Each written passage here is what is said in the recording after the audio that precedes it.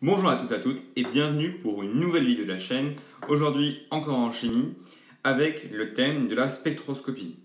Donc dans la dernière vidéo, on a vu la spectroscopie RMN à hydrogène, et aujourd'hui on va voir la spectroscopie infrarouge. Du coup en fait la spectroscopie c'est l'analyse des spectres produits par des molécules, et en fait ces spectres, ils nous donnent de l'information sur la composition de la molécule, et des fois, en fait quand on ne connaît pas la molécule, utiliser le spectre qu'elle produit, c'est un moyen de déterminer quelle molécule on est en train d'analyser. Dans la spectroscopie RMN, ce qu'on fait, c'est qu'on applique à la molécule un champ magnétique et on regarde comment les protons, en fait les noyaux d'hydrogène, réagissent à ce champ magnétique. Dans la spectroscopie infrarouge, ça n'a rien à voir. Donc, un petit rappel d'abord, l'infrarouge, c'est une zone du spectre de la lumière qui correspond à des longueurs d'onde au-dessus de 800 nanomètres. En fait, entre 800 nanomètres et je crois 2 micromètres. Il y a l'infrarouge proche, l'infrarouge lointain, mais en gros, ce qu'il faut savoir, c'est que l'infrarouge, c'est cette partie que je vais surligner en jaune là, c'est juste des longueurs d'onde supérieures à celles du visible. Ça commence à partir de 800 nanomètres. C'est juste derrière le rouge. Voilà. Du coup, cet infrarouge, qu'est-ce qu'il y a de spécial? En fait, ce sont des longueurs d'onde que nous, on ne peut pas voir, mais par contre, les molécules, elles réagissent, en fait, elles interagissent avec ces longueurs d'onde, et notamment, en fait, à la manière... elles réagissent avec ces longueurs d'onde de la même manière qu'elles réagissent avec les longueurs d'onde du visible. En fait, vous savez que, par exemple, si vous voyez un objet coloré, du genre... prenons ma chemise qui est bleue. Ma chemise bleue, elle est bleue parce qu'en fait, elle absorbe toutes les longueurs d'onde, sauf la longueur d'onde bleue. Donc, elle absorbe toutes les longueurs d'onde, sauf les longueurs d'onde aux alentours de 400 nanomètres. Et donc, elle émet, en fait, elle reflète les longueurs d'onde de 400 nanomètres, et c'est pour ça qu'elle a l'air bleue, en fait, à l'œil. Donc, voilà ce qui se passe normalement. Mais par exemple, c'est pas le... il y a des objets qui ont l'air blancs. Par exemple, ce stylo il est blanc, et donc on a l'impression qu'il est blanc parce qu'il renvoie toutes les longueurs d'onde.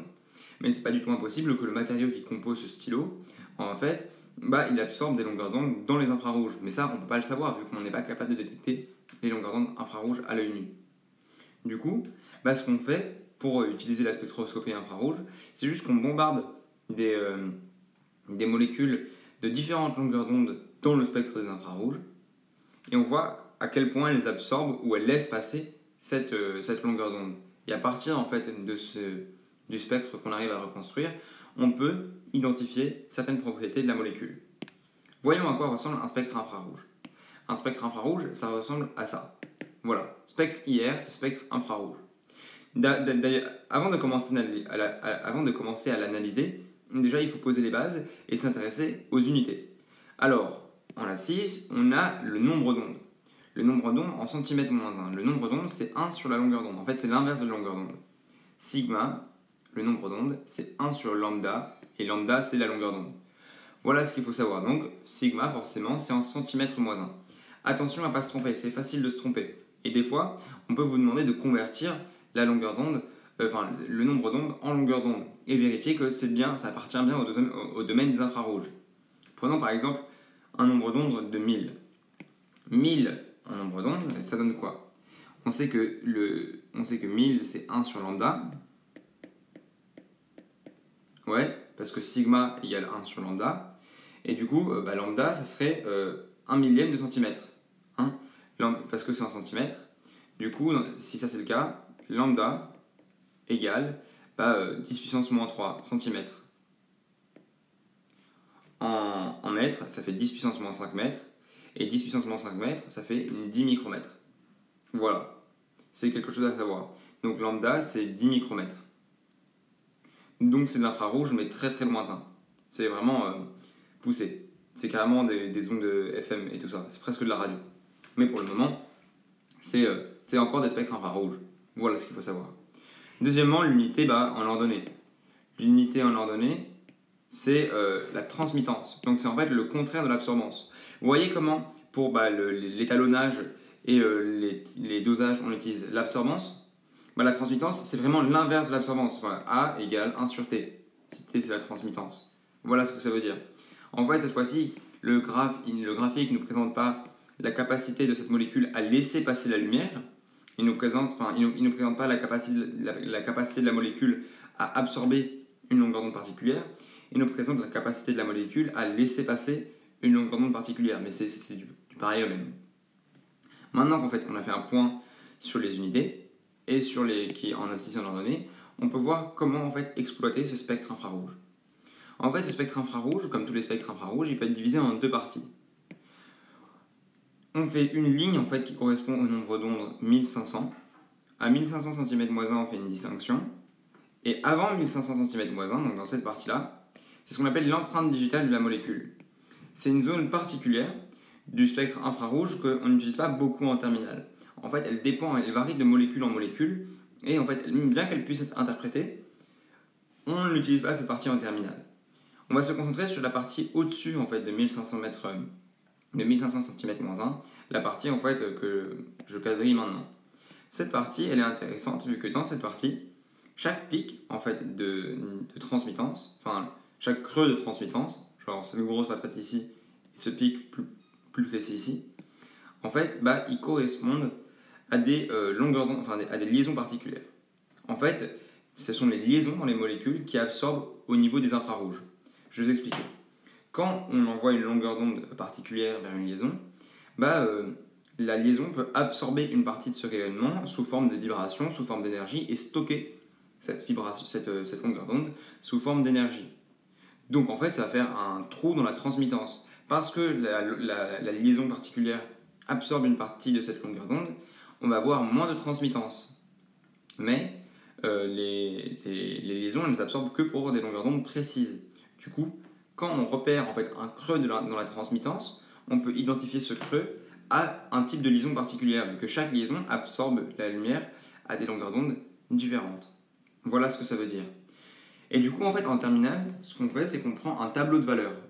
En fait, on a juste un tableau de valeurs qui recoupe c'est juste une base de données, et ça recoupe les liaisons avec, à gauche, avec le nombre d'ondes auxquelles elles absorbent au milieu, et avec une description en fait, du pic, enfin du creux de transmittance à droite. Par exemple, on sait que si on observe, regardez, et d'ailleurs, regardez ça, en jaune, deuxième ligne, que si on a un OH lié, je vais expliquer ce que ça veut dire un OH lié, et normalement on a une absorption entre 3200 et 3400, et pour une intensité forte et une bande large. Intensité forte, ça veut dire que le pic est vraiment très bas, genre qui descend jusqu'à 0,2 ou en dessous. Donc les deux pics qu'on a en fait, ce sont des pics forts. Moyen, ça veut dire qu'il descend jusqu'à genre 0,4, un pic qui descendrait jusque là, qui descendrait comme ça. Non, c'est beaucoup trop. Au stylo, un pic qui descendrait comme ça serait un pic moyen. Et ce genre de mini-pic, c'est un pic faible. Voilà. Après, c'est vraiment... c'est pas très nuancé. Mais... Et ensuite, il y a la description de la taille de la bande. Vous voyez que cette bande-là, elle est archi large. Elle occupe la moitié du spectre, alors que cette bande-là est très très fine. Voilà. Du coup, en fait, en fonction de la forme de la bande, de sa position par rapport au nombre d'ondes et de sa largeur, en fait, on peut recouper cette bande avec et la table de données et la base, la table des valeurs. Et en fait, on peut par exemple identifier que cette bande-là correspond à un hydrogène lié, à une liaison OH liée. Je vais expliquer ce que ça veut dire tout de suite. Et du coup, en fait, c'est comme ça, c'est un peu comme ça la seule manière d'utiliser les spectres infrarouges, en tout cas la manière dont on les utilise en terminale. Et donc, c'est pas extrêmement compliqué, vous avez vu. Hein. La seule chose que vous faites, c'est qu'en fait, tout le temps, on vous donne une table de valeurs, on vous donne un spectre, et on vous dit, essayez de lier le spectre, en fait, la forme des bandes d'absorption, des creux de transmittance, et la table qu'on vous donne. Et essayons, par exemple, pour ce pic-là, le deuxième pic, le pic plus fin. C'est un pic fin, un pic fort, vers 1700 nanomètres, vers 1700 cm-1. Je pense que... Bon, après, je triche un peu vu que je connais déjà la molécule, mais donc ça correspond à ce pic-là. Déjà, c'est clair que dans les 1700, ça peut être uniquement une liaison COH. Ça, c'est clair. c'est pas COH, juste c'est une double liaison carbone-oxygène. C'est clair. Et du coup, vu que c'est 3 liaisons fortes, ça ne peut pas être la double liaison carbone-carbone, vu que la double liaison carbone-carbone, elle dit plutôt vers 1625, et moyenne, intensité. Ici, on a une intensité forte, et légèrement plus haut quand même. Donc c'est sûr qu'on a une double liaison carbone-oxygène. Et du coup, vu que je sais que c'est le spectre de l'acide éthanoïque, c'est marqué, j'en déduis que c'est la double liaison carbone-oxygène dans un acide. Vous voyez, c'est tellement précis en fait ce spectre infrarouge qu'en fonction du type de double liaison que ça représente, si c'est une double liaison ester, double liaison cétone ou double liaison acide carboxylique, c'est pas exactement le même type de bande d'absorption que ça produit. Du coup, on peut même, à travers simplement les nuances de ces bandes, déterminer si on a affaire à un acide, un ester ou un aldéhyde. Voilà ce que ça veut dire. Du coup, vous voyez par contre qu'il n'y a que 2 liaisons qu'on remarque, en fait. Alors que c'est l'acide éthanoïque, c'est complexe quand même comme molécule, l'acide éthanoïque. L'acide éthanoïque, il y a au moins 5 liaisons différentes. Il y a la liaison entre l'hydrogène et le carbone, la liaison entre le carbone et le carbone, la double liaison entre le carbone et l'oxygène, la liaison simple entre le carbone et l'oxygène, et la liaison entre l'oxygène et l'hydrogène. Et pourtant, on n'observe que 2 bandes. Parce que le reste des bandes, en fait, ils sont dans cette zone-là, dans l'empreinte digitale de la molécule, et cette zone-là, on ne l'analyse pas en terminale. Du coup, regardons par exemple la formule semi-développée de l'acide éthanoïque. L'acide éthanoïque, il a une formule relativement simple, bien que ce soit une molécule avec un nombre de liaisons différentes important. Et effectivement, on peut recouper les liaisons qu'on a vues. On avait identifié une liaison carbone-oxygène, une double liaison carbone-oxygène pour les acides, donc cette liaison-là. Et on avait repéré une liaison oxygène-hydrogène liée. Alors qu'est-ce que ça veut dire lié? Et maintenant, c'est sur ça que je vais finir la vidéo. On va enlever tout ça.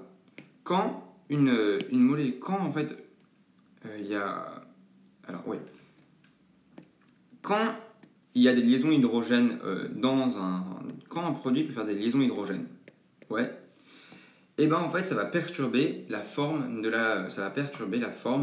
du spectre d'absorption.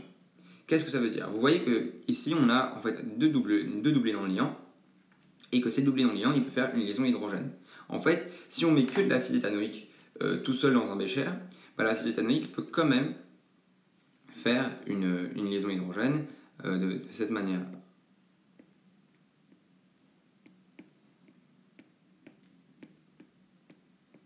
Comme ça. Vous voyez? En fait, il y a une liaison hydrogène, et cette liaison hydrogène, en fait, elle donne elle influence la structure et la vibration de cette liaison-là. Et en fait, quand un produit peut faire une liaison hydrogène, on dit que la liaison...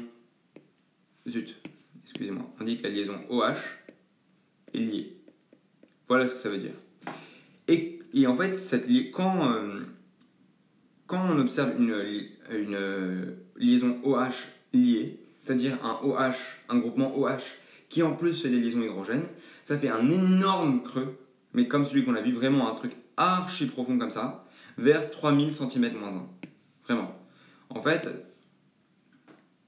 c'est caractéristique, cette sorte de grosse patate, elle est caractéristique, je vais la souligner encore une fois, ça là. Elle est caractéristique d'une liaison oxygène-hydrogène quand l'hydrogène fait une liaison hydrogène. En fait, il n'y a pas de nom particulier pour ça, mais cette grosse patate-là, j'aime bien l'appeler la grosse patate, ça dépend, c'est caractéristique d'une liaison oxygène-hydrogène quand il y a des liaisons hydrogènes. Du coup, quand vous repérez en fait cette sorte d'énorme creux très très large vers 3000 cm-1, et vous pouvez identifier déjà qu'on a affaire à une liaison oxygène-hydrogène et que cette liaison peut faire des liaisons hydrogènes. Attention, et après il faut vérifier si la molécule que vous observez a été diluée dans de l'eau avant de faire le spectre infrarouge ou pas. Parce que s'il a été dilué dans l'eau, en fait, c'est possible que la liaison hydrogène soit faite avec des molécules d'eau. Par exemple, l'éthanol, il ne peut pas vraiment faire des liaisons hydrogènes avec lui-même. C'est pas très facile pour que l'éthanol fasse des liaisons hydrogènes avec lui-même. Alors que si on met de l'éthanol dans de l'eau, là il peut faire des liaisons hydrogène parce qu'en fait les deux doublés de l'oxygène de l'eau sont vachement plus accessibles que les deux doublés de l'oxygène qui tient lui-même l'atome d'hydrogène. Du coup, si vous savez que votre solvant est dans l'eau, c'est une information extra à pouvoir utiliser en fait lorsque vous essayez d'analyser et de comprendre un spectre infrarouge. Voilà. J'espère que cette vidéo vous a plu. J'espère que ça a été assez clair. J'espère que j'ai bien fait. Vous avez compris en fait ce que c'est qu'un nombre d'ondes et ce que c'est que la transmittance. J'espère que vous avez compris le principe des spectres infrarouges, c'est-à-dire juste recouper la forme des bandes d'absorption contre en fait une table de valeurs qu'on vous donne tout le temps en contrôle.